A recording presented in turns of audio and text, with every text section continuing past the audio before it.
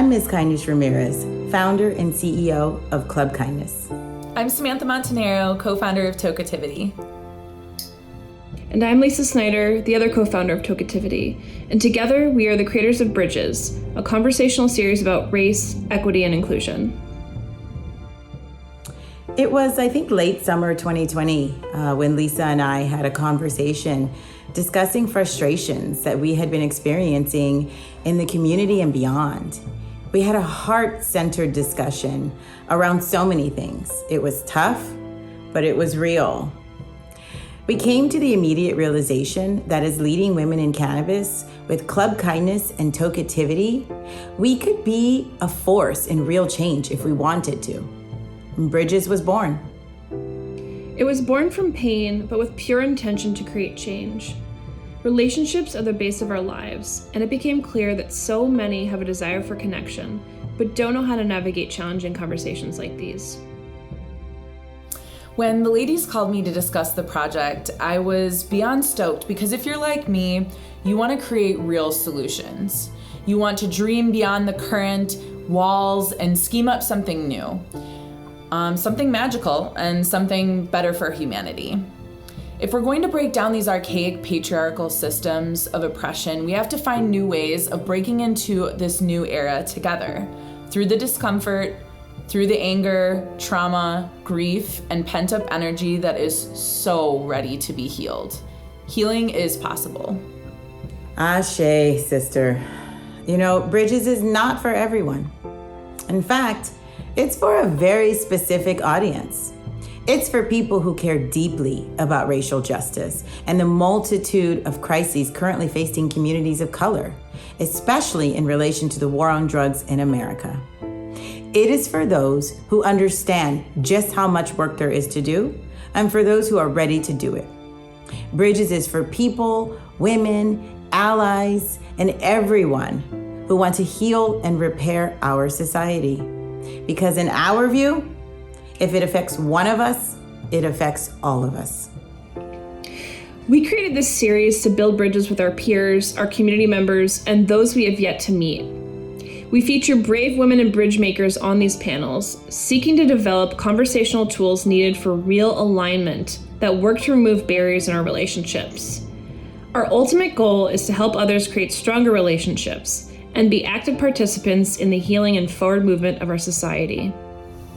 During the live recordings, the Bridges panelists lean into some very challenging topics, facilitating compelling discussions, and the program encourages women and allies to submit anonymous questions before and actually during the experience. We work to provide an environment of conjoinment and a desire for growth.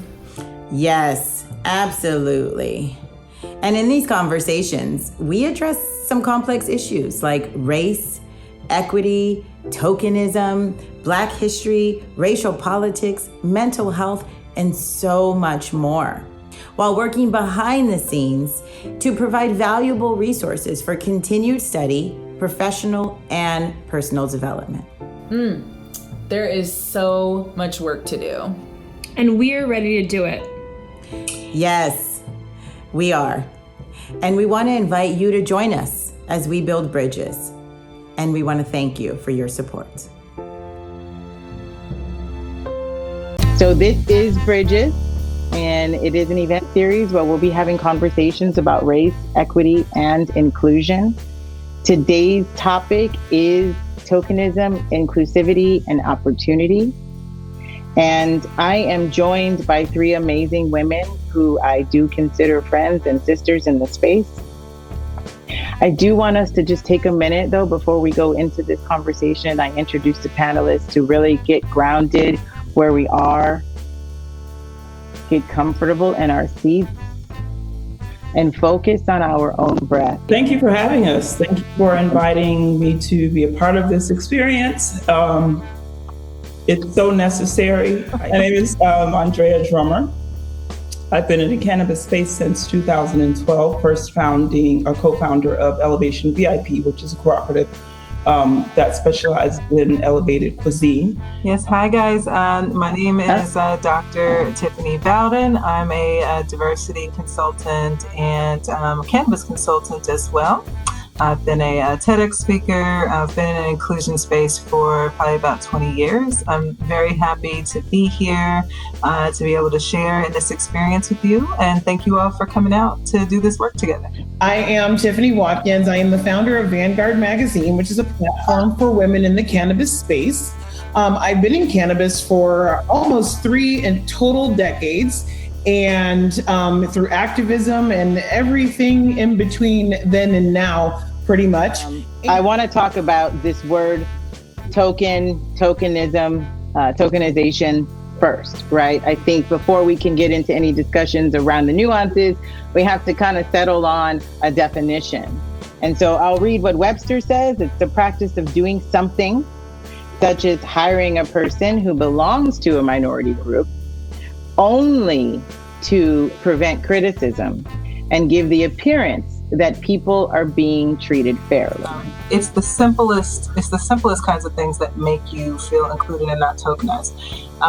The question of, what do you think, Tiffany? Or what do you, what do you think, Dr. Bowden? It's like, oh, so you actually addressed me as Dr. Bowden and you asked me what I think. I just want to say that I have to interject because I'm almost in tears over here thinking about you actually describing being treated as a human. And I want to make sure that is real clear. I need to step in here and I need to make sure everybody watching and listening is hearing that she's not describing a privilege. I'm sorry, I needed to just, but privilege that is to be able to show up and just be you.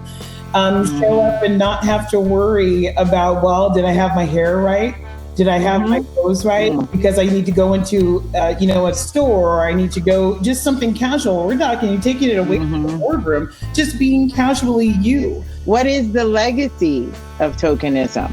I think the legacy is racism.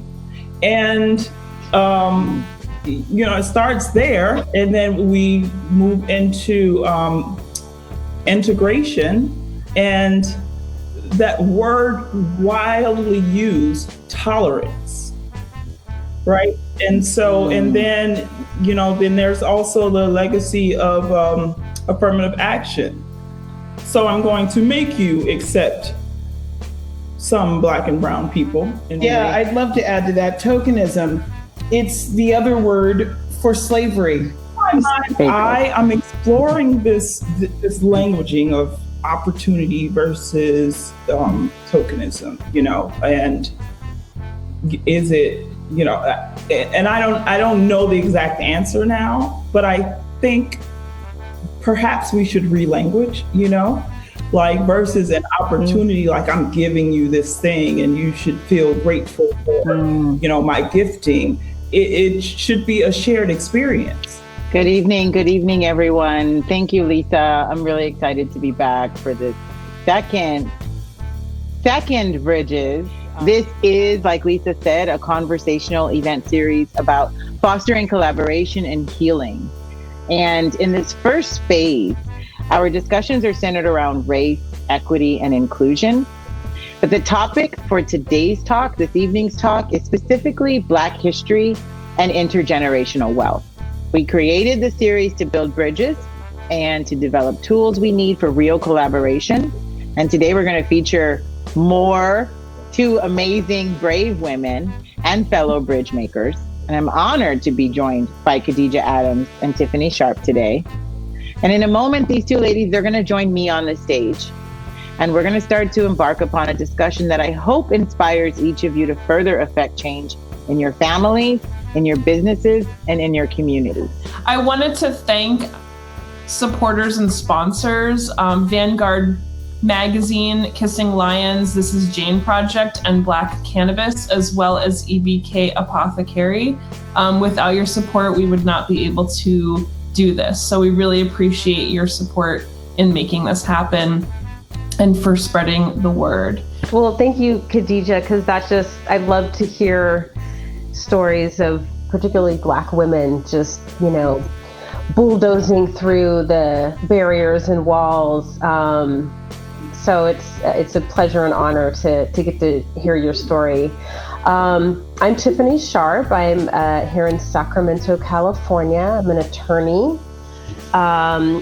like Khadija, I too am allergic to bosses. How have each of you interfaced with your challenges despite being Black women, or because of, or encouraged by? How have you incorporated your Black womanhood into your success?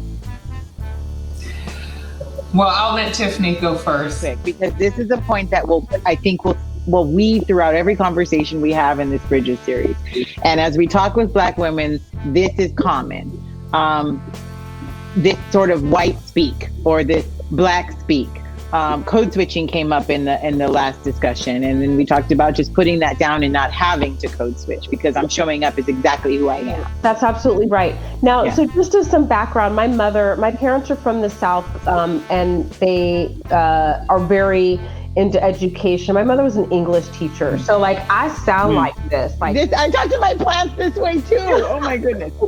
This is Zizi and this is Tops. I actually name my plants. Once I began to re-educate myself, once I learned the meat and potatoes of the war on drugs and what that was all about, once I began to just come into reality, right? Then I said, okay, well, what do I bring and how do I show up as a Black woman? I show up as a Black woman to re-educate my community. You know, we suffered the most because of this industry prior, during prohibition and things of that nature. So why wouldn't we benefit the most? And so I think it's a timely discussion. Well, why shouldn't we? Well, we can talk about why we wouldn't, right? But why shouldn't we? And the reason I say re-educate is because we've already been educated with lies. And the reason I say re-educate is because we've already been educated with lies. Yeah. Okay. Yeah. And so now it's time to re-educate our community about how and why it became illegal in the first place. What happened in that span? It's more than just, they criminalized marijuana. No, what they did was they put our men in jail, in prison. They took them out of the household. Not only did they put them in prison, right? Not only did they put them in prison, but when they got out of prison, they couldn't even vote. Okay, Khadija, you're taking us there. So here we go. Let's go back in history. This history goes back 100 years, right?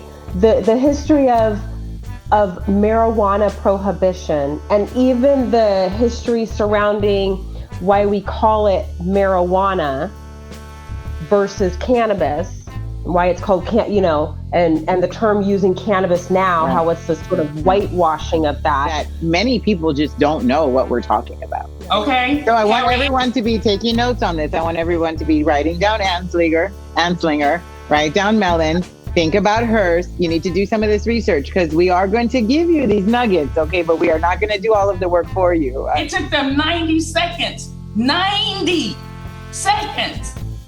Do you understand that? 90 seconds to criminalize cannabis.